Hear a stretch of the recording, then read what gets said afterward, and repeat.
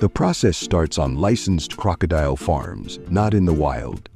Depending on species, a crocodile is raised for roughly 2 to 4 years before its skin is even considered usable.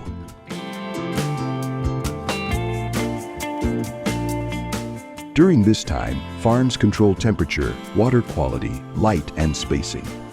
The reason is simple: scars destroy value.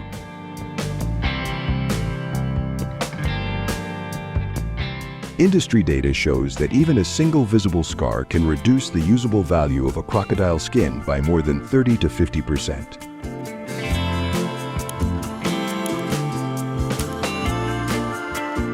For luxury garments, that number is often higher. That means most animals are kept separated to avoid fighting, biting, or scraping against hard surfaces. From the beginning, the crocodile is raised not for size, but for surface quality.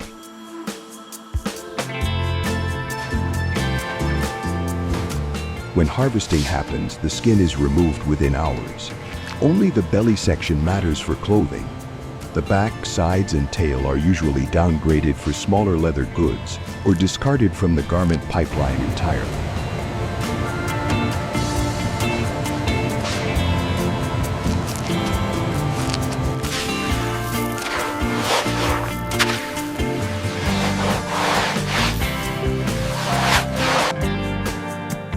On average, only about 30 to 40% of a crocodile's total skin area is considered suitable for high-end apparel. The rest never has a chance to become a jacket.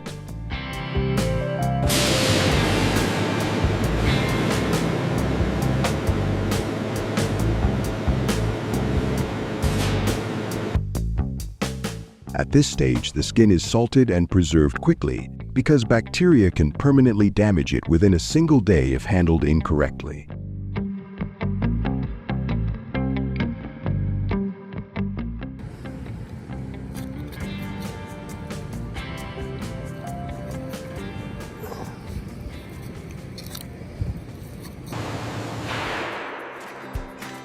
The skin then enters the tanning process, which typically takes 21 to 20. Chemicals, oils, and dyes are used to control softness, flexibility, and color penetration.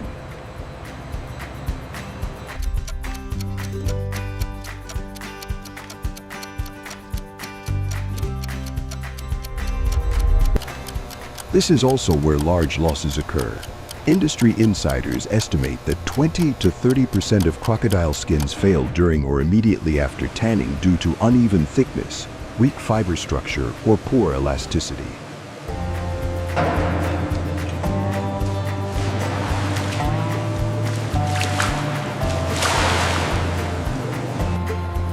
These skins look fine to the untrained eye, but they won't survive long-term use as clothing. They are quietly removed from the process.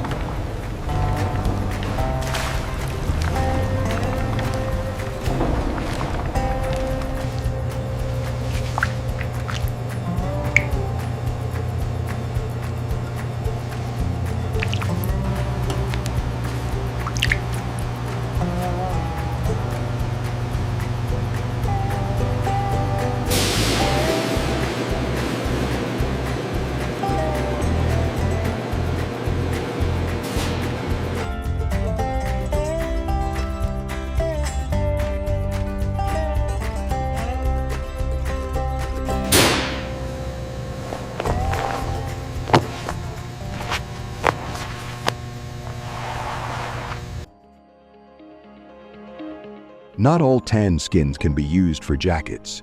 Jackets move with the body. They bend at the shoulders, stretch at the elbows, and flex every time someone sits, drives, or lifts an arm.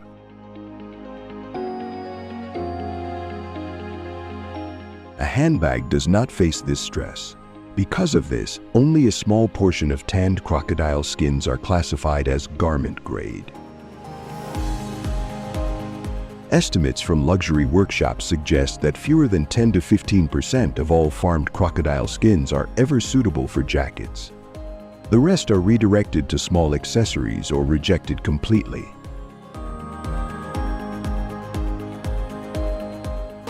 This is not because they are defective, but because they cannot handle constant motion without breaking down over time.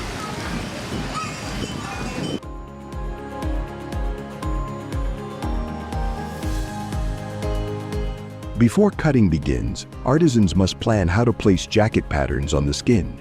Crocodile scales are not uniform. Their size and alignment change across the body.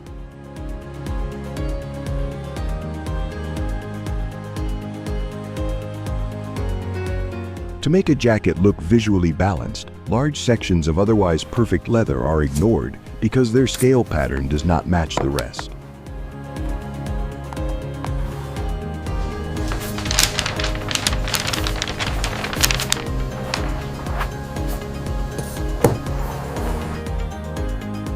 For a single jacket, craftsmen often need skins from 3 to 6 crocodiles, not because one skin is too small, but because most of each skin cannot be used without breaking visual consistency.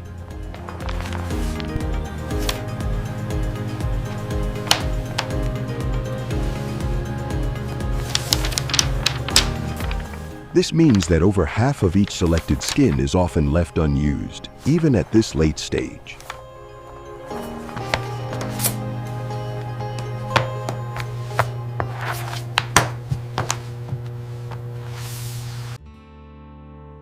Cutting crocodile leather is irreversible. The scales are rigid, and mistakes cannot be stretched or hidden. A cut placed a few millimeters wrong can weaken the edge and cause the leather to lift or split after years of wear.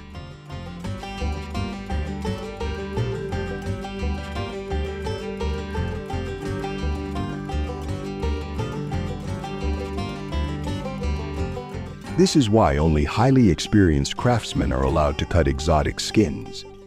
Even so, mistakes happen, and when they do, the entire panel is discarded. There is no repair process.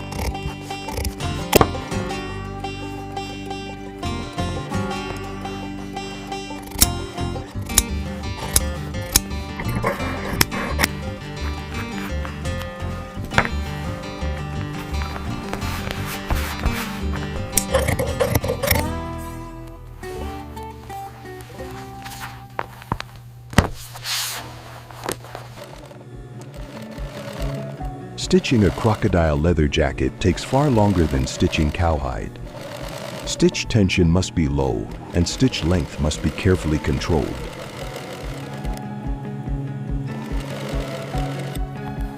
If stitches are too tight, microscopic cracks form beneath the scales.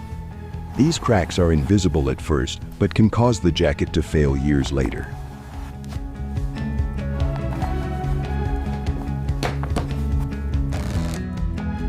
To prevent this, jackets are assembled slowly, often over weeks, not days.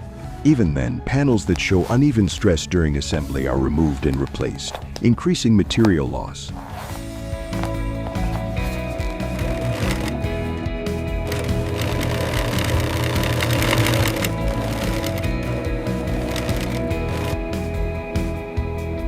After assembly, the jacket is left to rest under controlled temperature and humidity. This allows the leather to settle into its final shape.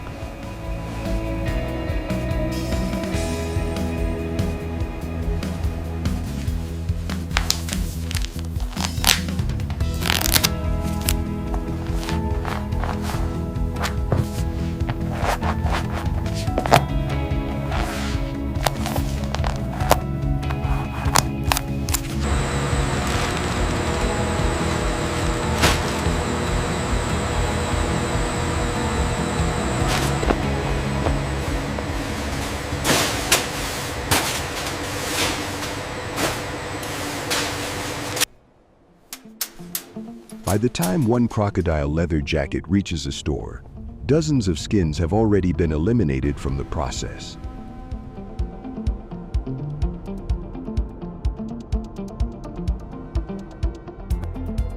Some failed early, others failed late. Most were never flawed in any obvious way. They simply did not meet standards that leave no room for repair or compromise. The final product does not represent abundance. It represents survival through a system designed to discard quietly.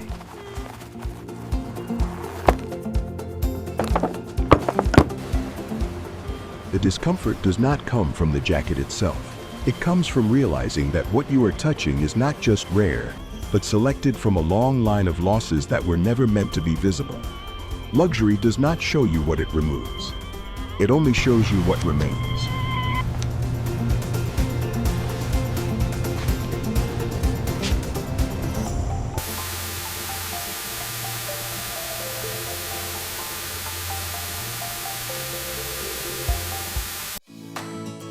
Hello friend, hidden CNN cameras inside Florida's ethical crocodile tannery caught a $75,000 0-cents clutch being carved from a still-kicking beast, exposing luxury's priciest lie. How did it happen, what caused it, and who was the mastermind? Find out in the next part of this video.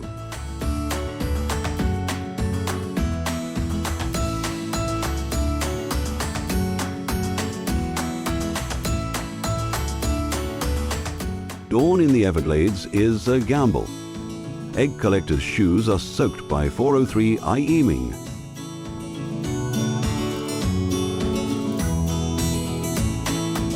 A 900-pound mother alligator emerges with a clutch of 42 eggs. It seems she's been very productive this time. Crocodile eggs aren't always easy to come by. The mother crocodiles bury their eggs deep in the sand. Their maternal instincts will cause them to attack anyone who comes near their nest.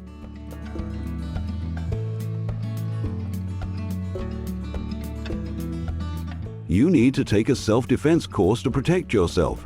Just kidding, but you have to be very careful during this process.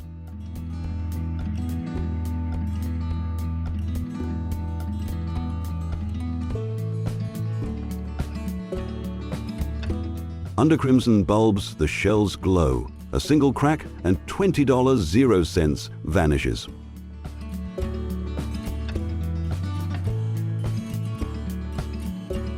When the incubator pings at 85 days and the first snout punches through the membrane, the room erupts in raw, exhausted whoops.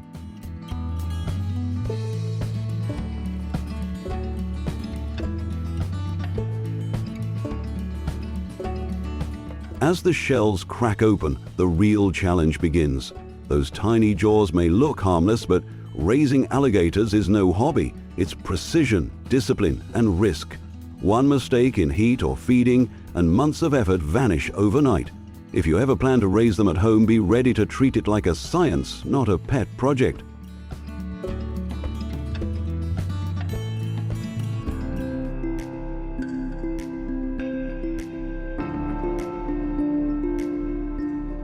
The baby alligators need 18 months of careful nurturing. Veterinarians give them 3 doses of antibiotics to ensure the luxury skins are safe until harvest.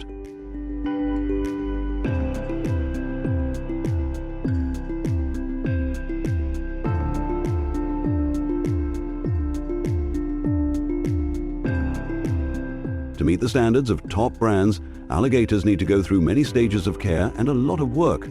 I think you'll age a few years with each successful sale. Food, water, temperature, humidity, all of these must be monitored precisely to ensure the gators thrive.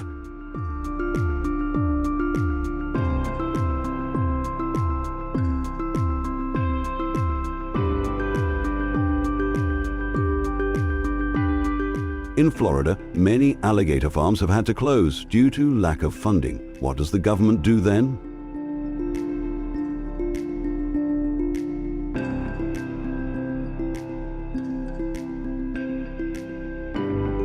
When it detects signs of lack of funding through annual financial reports or complaints, the FWC conducts emergency inspections to assess the facilities, nutrition and health of the alligators.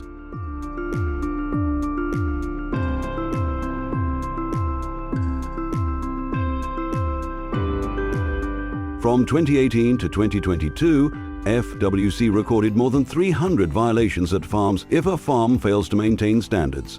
FWC requires a 30 to 60-day remediation plan.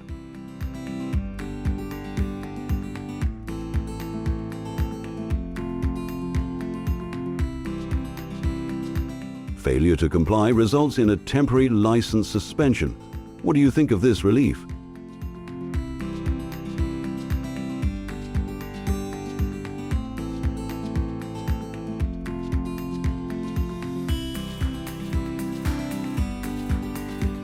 I want you to know this truth. Though tame, alligators are still very aggressive by nature. Even in captivity, even if you feed them every day or you have cared for them since they were babies, you will still be at risk of being attacked.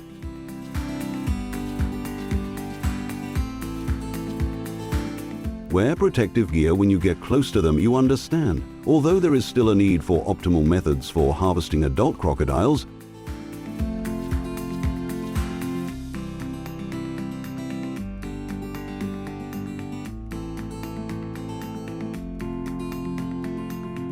usually, farms will use electric shock to ensure that the crocodile is paralyzed without affecting their quality.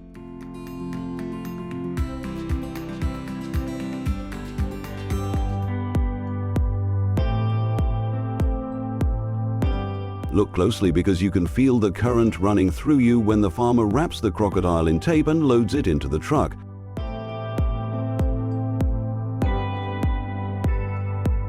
There are many opinions on this use of electricity. What do you think? Leave a comment to let us know.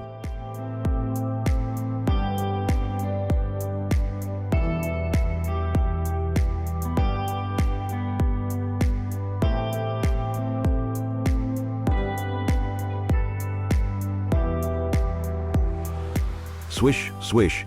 Inside the factory, the air is thick with humidity and tension. Workers in heavy gloves wrestle massive crocodiles.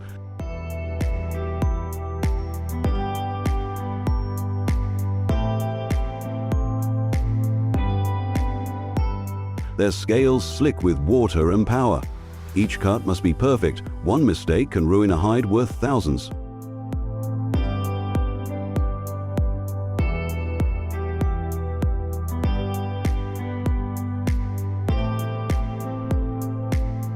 Suddenly, a blade slips.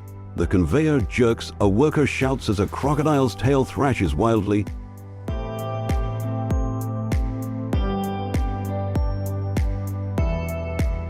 Sending tools clattering across the floor. For a heartbeat, chaos reigns.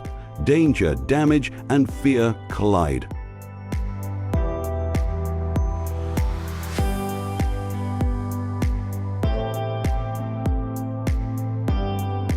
Then, the supervisor hits the emergency stop. The machines fall silent, breaths steady. The team regroups, eyes sharp, movements precise.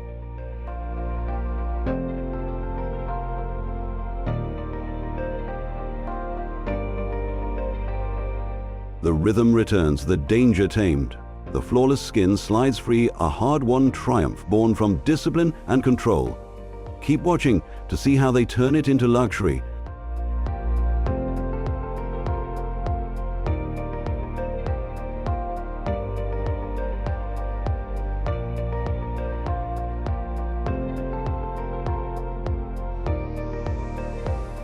Under the warm light of the atelier, a single crocodile hide is laid on the table, worth more than $15,000.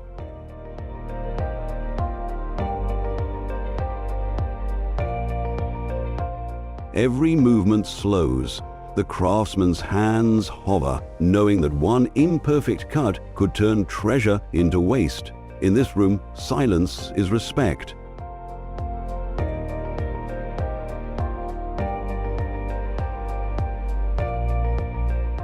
He begins shaping the hide. The blade glides until it doesn't. A sudden snag, a harsh rip splits the air.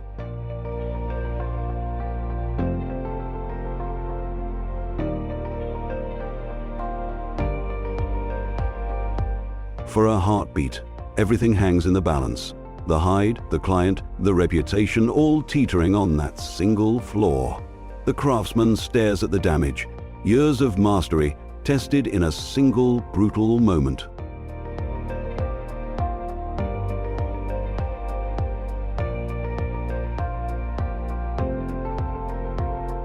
Then, calm. His breath evens. With surgeon-like precision, he trims, reshapes, realigns the seam. Inch by inch, the wound disappears beneath his skill. The rhythm returns, steady, certain, beautiful.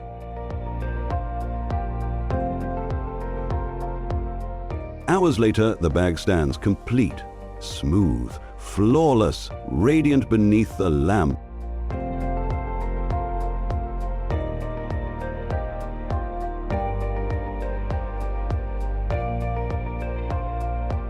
What was almost ruined is now rebirth. The workshop exhales, perfection carved from chaos.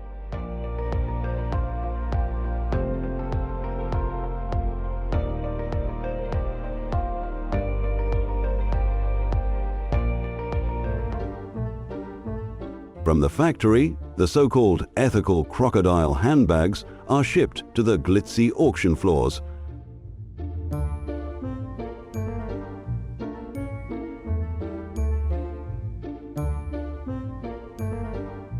Paris, Hong Kong, New York.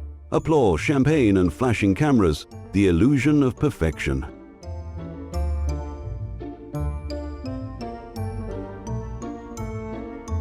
But behind those shiny walls, something rotten lurks.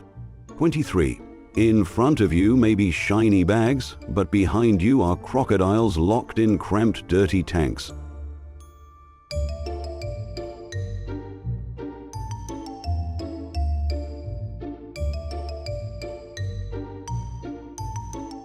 Try to remember, to get the bag you are bidding on, how did they anesthetize the crocodiles? Try to remember, to get the bag in front of you, thousands of workers had to work at great frequency for dozens of hours.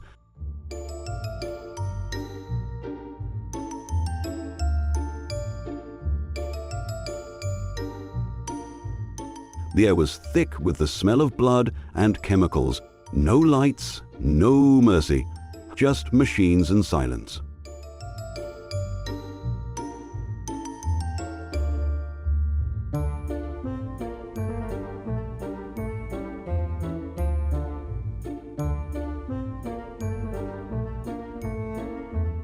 But in return, thanks to these auctions, thousands of people have jobs and income. So is the construction of crocodile leather processing and manufacturing factories really as bad as many people say?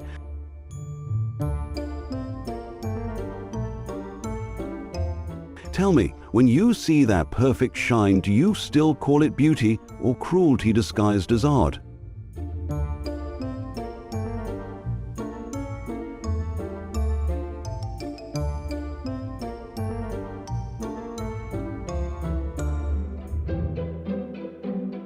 Hello friends, hold on to your wallets. A single kilogram of stockfish costs $65.00, 7 times more than regular fish like croaker. This dried cod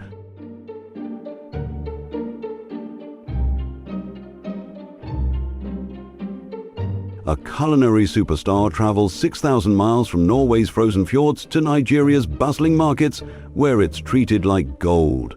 A single drying rack in Norway is worth over $500,000, 0 cents, and one container can cost $80,000, 0 cents, enough to buy a car.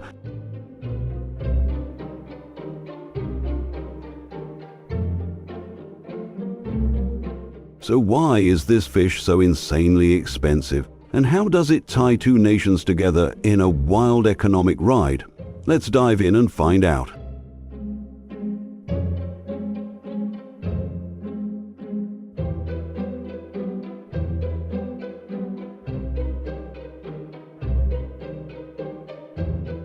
Stockfish isn't just food.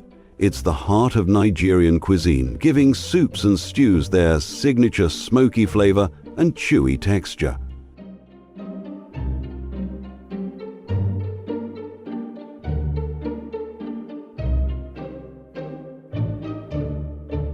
Nigeria's hot, humid climate makes it impossible to produce locally, so nearly 100% comes from Norway.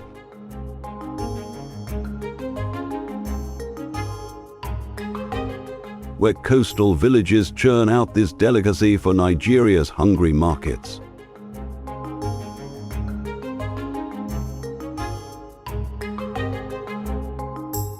In 2015, Nigeria imported $8,940,000, 0 cents, worth of stockfish, but with prices swinging like a pendulum, traders and buyers are caught in a high-stakes game. So, what's driving these sky-high prices?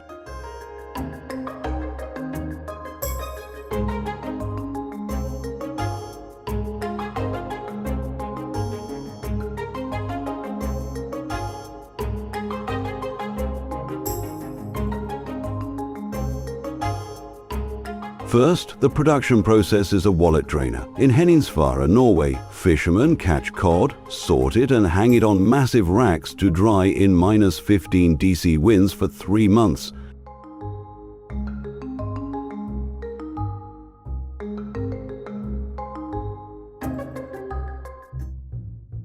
No bugs, no birds, just icy air turning fish into stockfish that lasts 3 years. Machines or salt could do it in a week. But Nigerians demand the slow-dried flavor.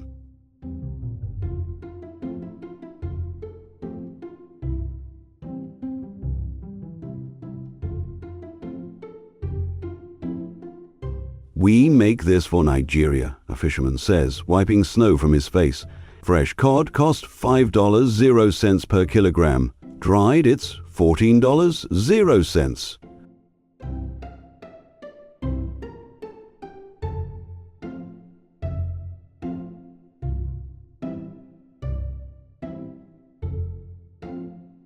With Norway's energy prices spiking, each rack holding 4,000 tons costs over $500,000 to produce.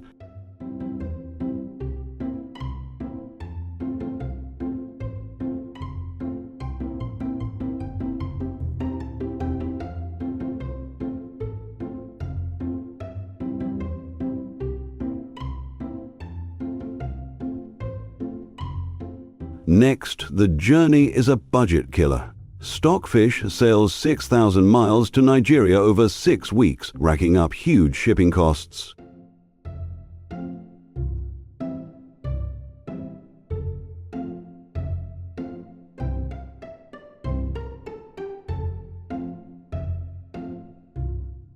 But the real chaos hits in Nigeria's markets, where the naira's value against the dollar flips daily. Traders like Nonso often use black market rates to stay afloat.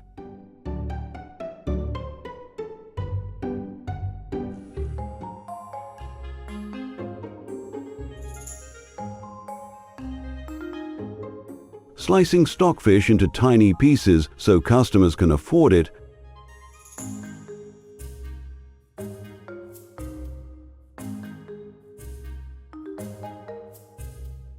A 66-pound bag can cost $1,000, 0 cents, and a container up to $80,000, 0 cents.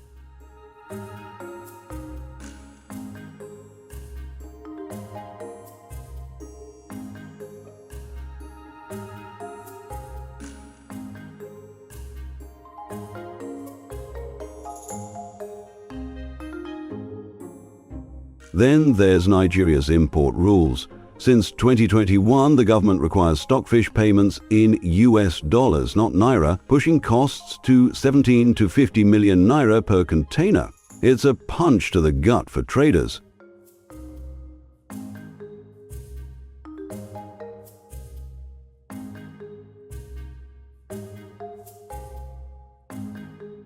Combine that with Norway's rising energy costs, and you've got a recipe for prices that make your eyes water.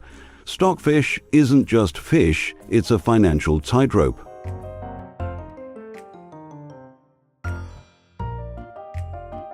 How did this obsession start? During Nigeria's civil war in the 1960s, when famine killed millions, Norway sent stockfish as aid. Nigerians fell hard for its flavor.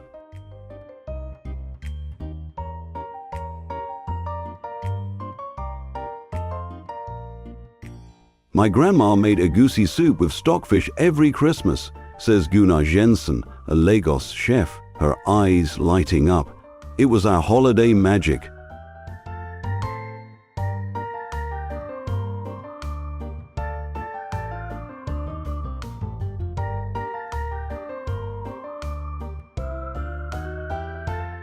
Today, stockfish is a must-have, turning family dinners into celebrate. Picture a Nigerian table. Kids laughing, parents serving steaming soup with that unmistakable stockfish aroma. It's love in every bite.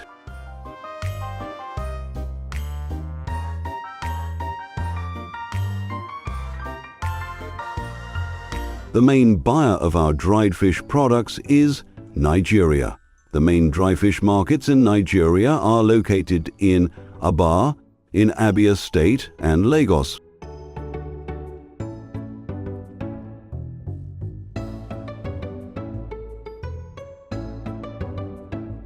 Back in Norway, the process is brutal but beautiful. Fishermen brave freezing winds to hang cod on racks, creating a product Nigeria can't resist.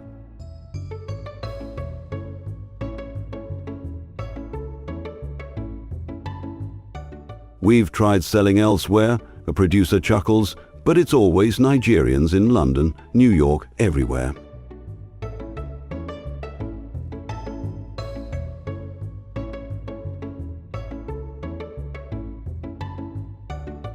Nigeria's market is the heartbeat of Norway's stockfish industry, with racks worth millions lining the coast.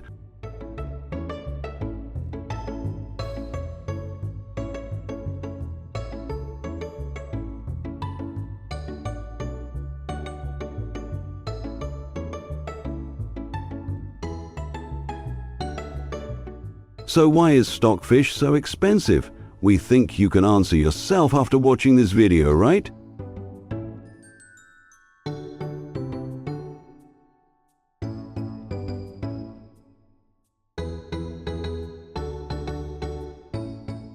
Summarize your views and comment down in the video comment section. This fish is a global love story.